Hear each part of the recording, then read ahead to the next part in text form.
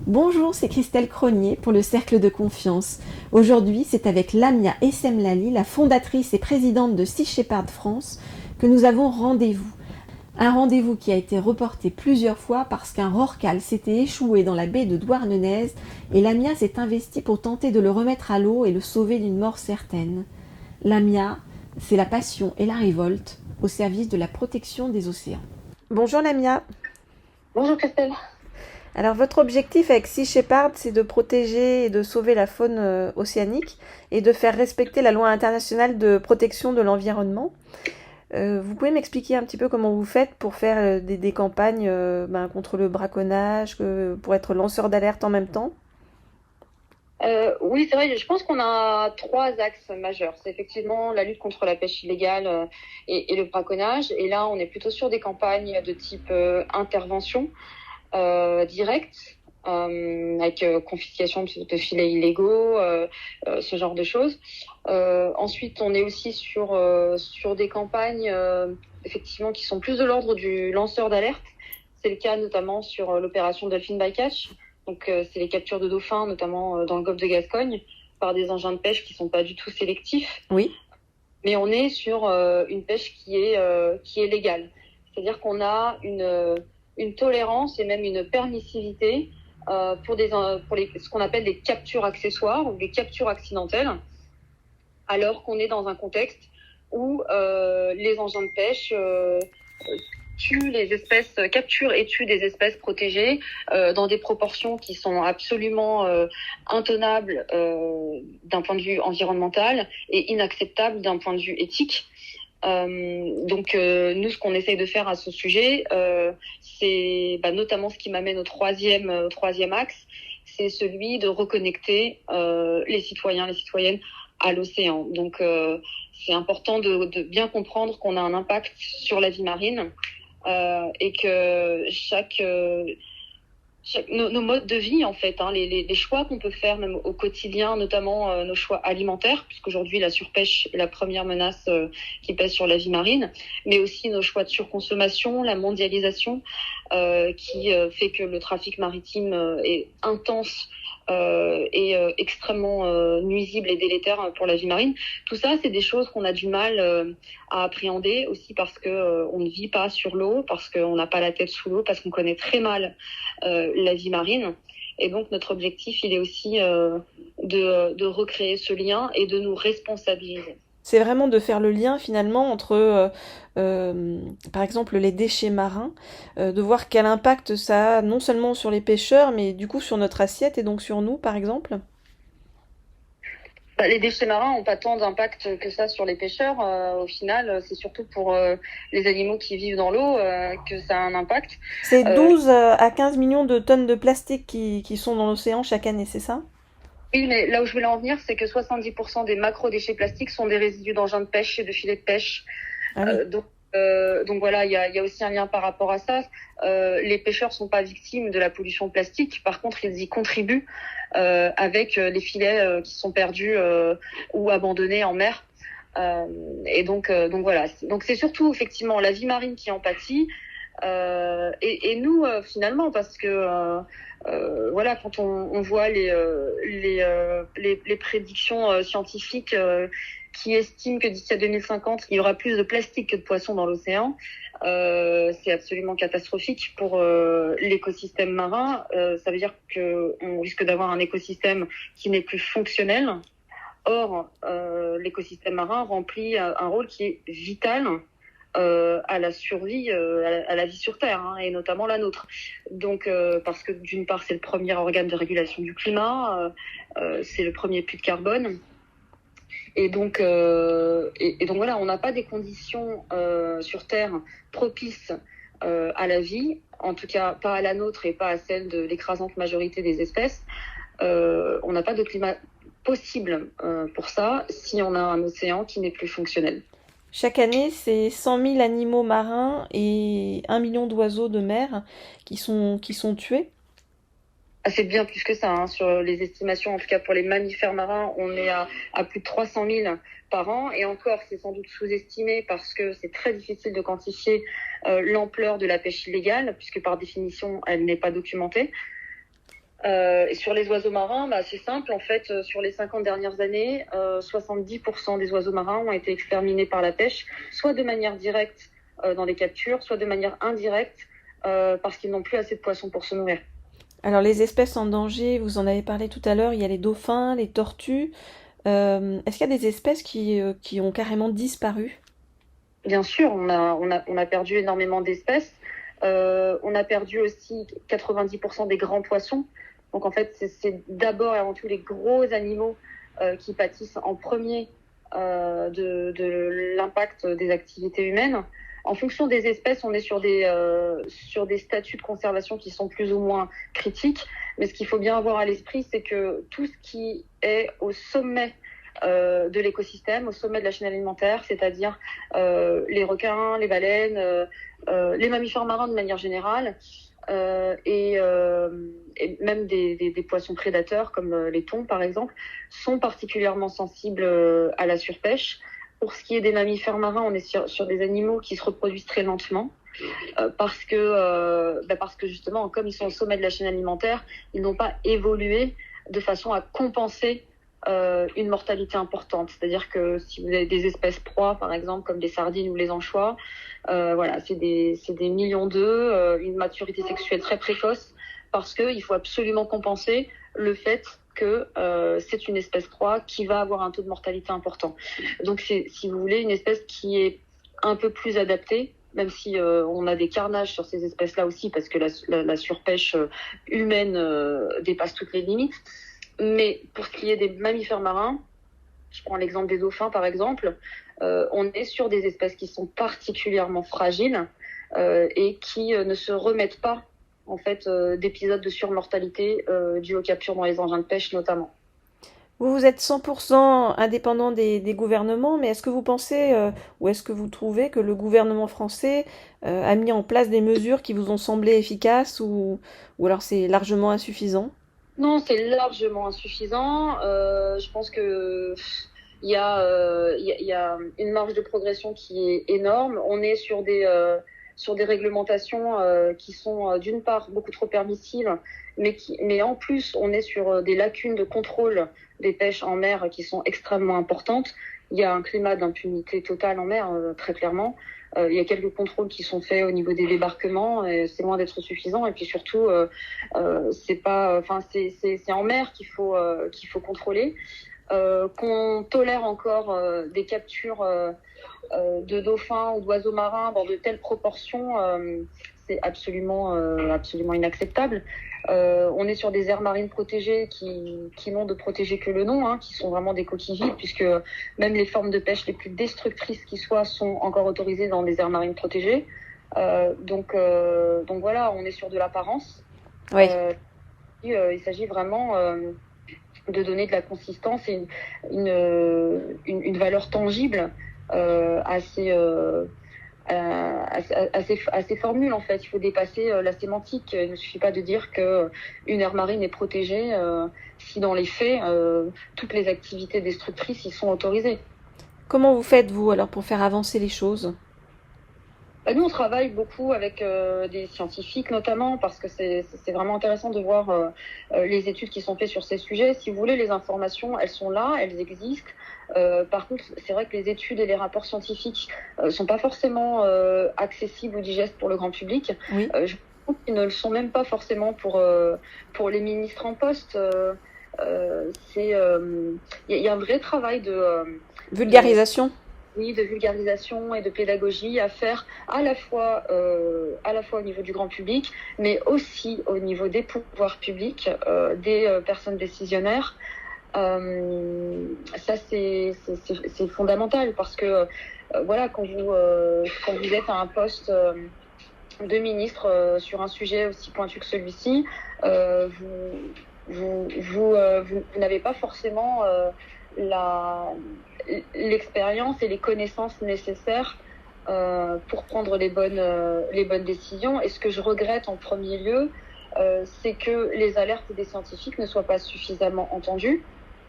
Sur les cas, par exemple, de projets éoliens offshore en Oui. France, On a des alertes du Conseil national pour la protection de la nature, qui est pourtant rattaché au ministère de la Transition écologique, qui fait des alertes extrêmement importantes et qui ne sont absolument pas entendues, ni des préfets, ni des ministères.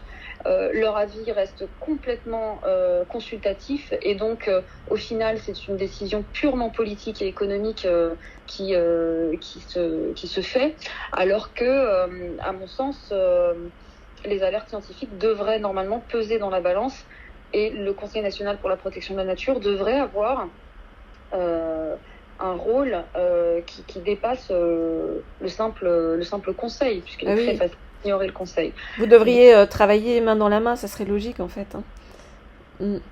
Complètement. Nous, en fait, on essaye d'être un peu une caisse de résonance pour ces rapports scientifiques, et essayer de les rendre un peu plus accessibles au grand public, de les médiatiser un peu, et puis on milite pour que ces avis scientifiques soient incontournables, en fait.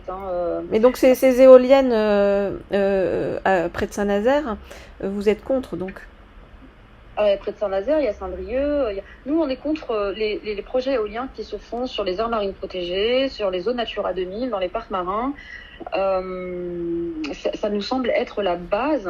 Il n'est pas normal que ces projets obtiennent des dérogations de destruction d'espèces et d'habitats protégés au prétexte de lutter contre le changement climatique. On ne peut pas sacrifier la biodiversité au prétexte de lutter contre le changement climatique. Ben oui, bien sûr. Ce qu'on voudrait aussi, c'est que dans ces projets-là, pour calculer de manière complètement honnête et réaliste l'intérêt écologique, qu'on prenne en compte toutes les externalités liées à la fabrication, au transport, aux métaux rares qui sont extraits souvent dans des pays en voie de développement et sur des zones où vivent des espèces protégées. Tout ça doit être pris en compte pour calculer, pour estimer la valeur et l'intérêt écologique réel de ces éoliennes. C'est Victor Hugo qui disait « Il vient une heure où protester ne suffit plus, après la philosophie, il faut l'action. » Alors, comment agir avec vous ? Il y a mille et une façons d'agir, en fait, et ça dépend des contextes, ça dépend des enjeux. On peut agir soit près de chez soi, en rejoignant le groupe local le plus proche, soit en étant lanceur d'alerte. On a de plus en plus de gens qui nous alertent sur ce qui se passe. On peut rejoindre une campagne aussi sur un bateau ou rejoindre la campagne Dolphin Bycatch ou aller à Mayotte pour lutter contre le braconnage des tortues. On peut, je sais pas, quand on est professeur ou directrice d'école, inviter Sea Shepherd à faire une présentation dans les classes. Et puis on est aussi acteur au quotidien parce qu'on choisit de mettre dans son assiette et surtout ce qu'on décide de ne pas y mettre. Le capitaine Paul Watson, qui est à l'origine de Sea Shepherd, vous dit qu'il vous a montré l'exemple, c'est-à-dire que bien des choses que vous pensiez impossibles sont en réalité possibles. Je trouve qu'on est dans une société qui pousse complètement à l'attentisme, qui pousse les gens à être simples spectateurs de ce qui se passe. Et c'est vrai que Sea Shepherd, globalement, donne un exemple, en fait. Là, je prendrais le dernier cas en date, c'est le rorqual qui s'est échoué vivant à Douarnenez. Voilà, nous, on s'est mobilisé pour le remettre à l'eau, alors que les autorités avaient jeté l'éponge et avaient décidé de le laisser mourir sur la plage. Ah, vraiment, ouais. Ils avaient décidé de le laisser mourir. Ils avaient décidé de le laisser mourir, ce qui aurait pu prendre des heures, voire des jours, puisqu'il s'étouffe sous son propre poids. Enfin, c'est une mort absolument atroce. Et on a décidé de ne pas laisser faire et de tenter un renflouage à la marée montante suivante. Et pour ça, on a été aidé par des bénévoles de Sea Shepherd et puis par des habitants locaux qui ont prêté main forte. Et donc, et on a fait ça finalement en dehors de l'encadrement de l'État puisque l'État avait abandonné. Donc si on n'avait pas fait ça, ce rorqual serait mort à la suite d'une lente agonie, alors que finalement on a réussi à le remettre à l'eau. Aujourd'hui, on continue à le chercher dans la baie pour s'assurer que s'il est encore là, qu'il ne s'échoue pas à nouveau. Mais ça fait plusieurs jours qu'on ne le voit plus, donc on espère qu'il est reparti au large. On voit bien qu'il y a un problème quand même parce que il y a de plus en plus comme ça de rorquals, de baleines qui viennent s'échouer, alors que peut-être avant ils ne s'aventuraient pas dans ces coins-là. Donc il y a un vrai problème. L'océan est lui aussi en plein dérèglement. Ah bah, très clairement, là, on est sur le troisième rorqual qui s'échoue en moins de 15 jours, uniquement sur le Finistère Sud. Mm. Donc, ça pose vraiment question. Surtout, les rorquals, normalement, sont des animaux qui restent vraiment dans les grandes profondeurs, qui s'approchent pas trop des côtes. Euh, Qu'est-ce qui peut bien se passer? C'est vrai que ça fait écho aussi à l'orque et aux belugas qui se sont retrouvés dans la Seine l'été dernier. Oui. Il y a pas mal d'échouages aussi qui passent inaperçus. Donc voilà, il y a clairement quelque chose qui se passe. C'est pas forcément évident de déterminer les causes. Est-ce que c'est Euh, lié à la pollution des océans aussi, peut-être? Ils veulent fuir quelque chose? alors, il y a notamment il y a des essais militaires qui se font, des sonars de la marine, il y a des sous-marins. Là, on est dans une période géopolitique complexe. Donc, le problème, c'est que tous ces tests sont classés secret défense et donc on ne peut pas vraiment avoir les informations là-dessus. Il y a un trafic maritime qui s'intensifie aussi. Oui. Il y a un agrandissement du port du Havre. On est sur une politique de désengorgement des routes. On retire des camions, mais du coup, on rajoute des navires.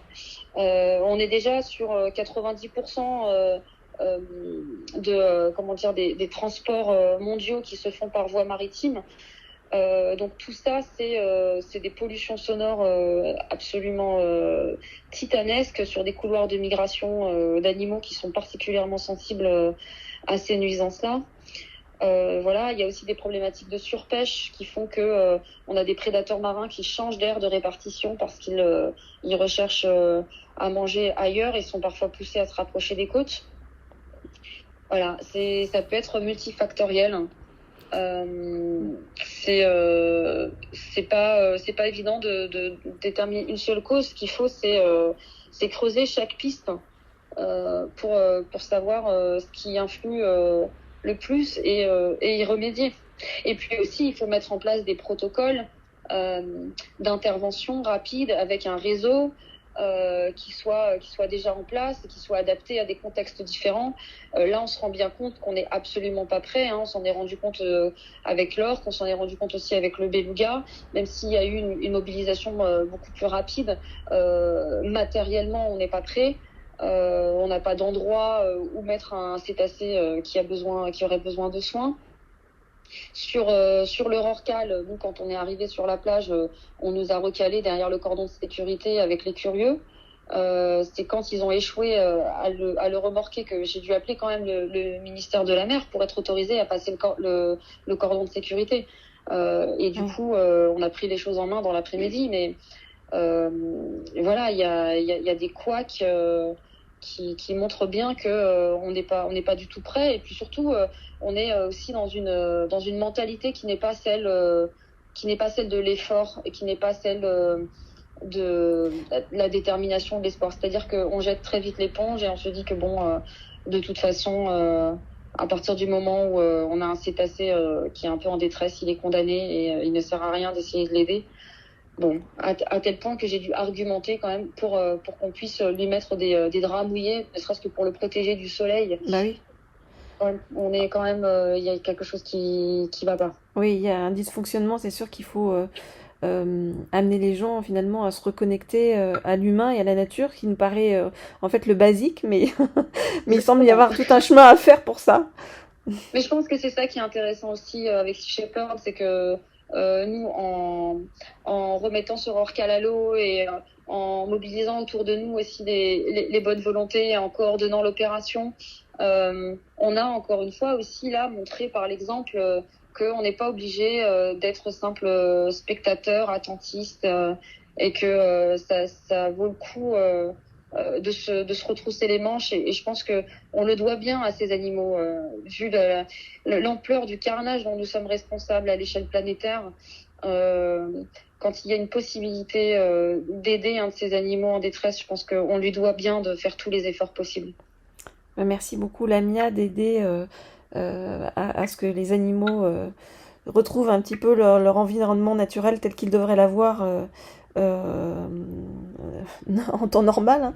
Et merci aussi de nous montrer que finalement chacun peut aller en dehors des sentiers battus dans lesquels la société nous enferme. Tout à l'heure, je vous ai un petit peu titillé avec l'impact que tout cela avait sur les pêcheurs sur notre assiette. Et merci de m'avoir bien recadré. Comme ça, on comprend bien le fond de votre action. Tant mieux. Avec grand plaisir. Je vous dis à bientôt. À bientôt, Christelle. Le Cercle de Confiance, le podcast sans filtre qui donne la parole à tous. 100% inspirant, 100% sociétal, 100% optimiste, zéro censure. À retrouver chaque lundi dès 9h sur les différentes plateformes d'écoute. Apple Podcast, Google Podcast, SoundCloud, Spotify, YouTube et encore bien d'autres. Plein de bonnes ondes pour la semaine.